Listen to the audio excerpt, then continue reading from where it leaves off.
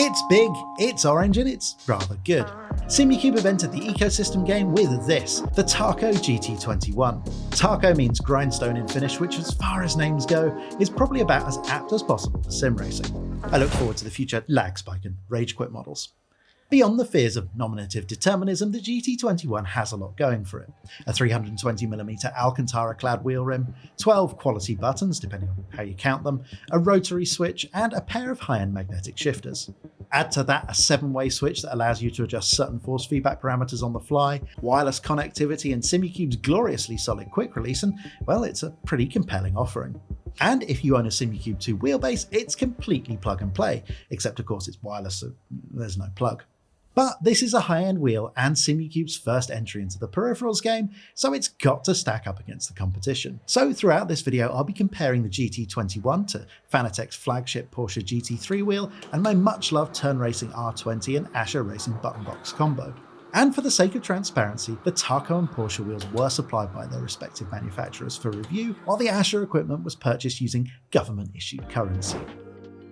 Since we're in the deep end of the sim wheel pool, you would expect the build quality and finish to be excellent, and they are. The rim is CNC steel clad in Alcantara, and the button box is what I presume to be aluminium thanks to the swanky orange and black anodizing. So in short, it feels as robust as it should, and the finish looks like it should stand up to normal sim racing use and abuse without any issues. As for the grips, the Alcantara wrap is comfortable and well executed, though the stitching does feel just the tiniest bit more pronounced than some other wheels that I've used, though in my experience this does smooth out a little bit with use, and frankly you should be using gloves with an Alcantara rim in the first place, so that rather renders my point entirely moot.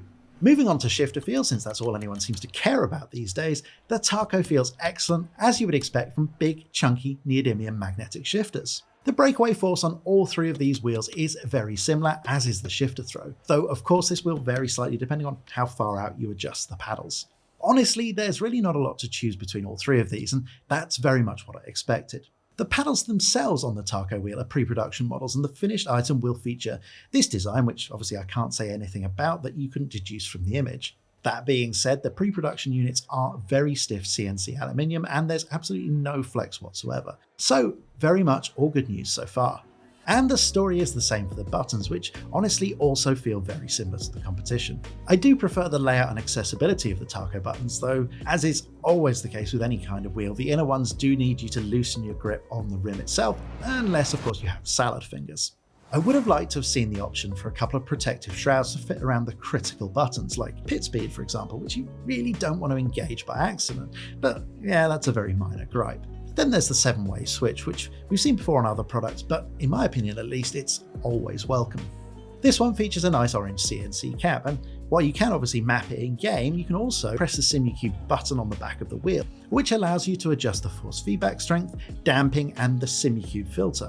Personally though, I will likely be using it for black box and pit menu navigation because doing those on separate buttons is hellish.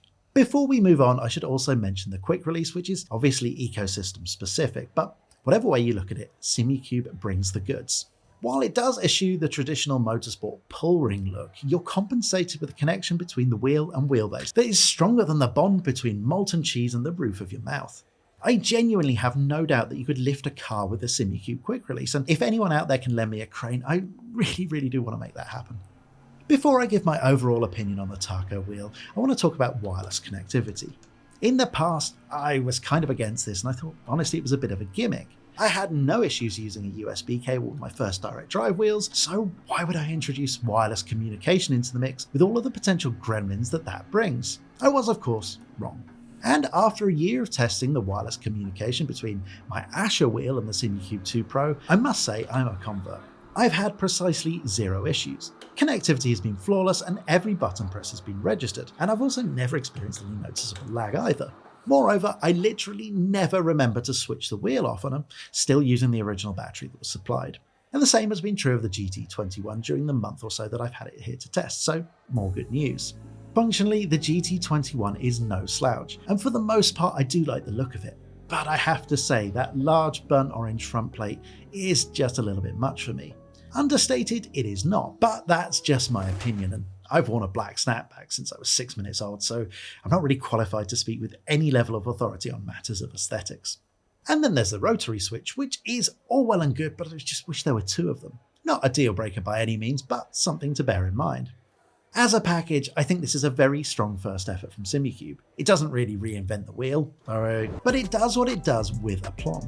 It's mechanically sound, very functional, and the first completely turnkey solution for Simucube 2 owners. This is a solid workhorse wheel befitting the Tahko name.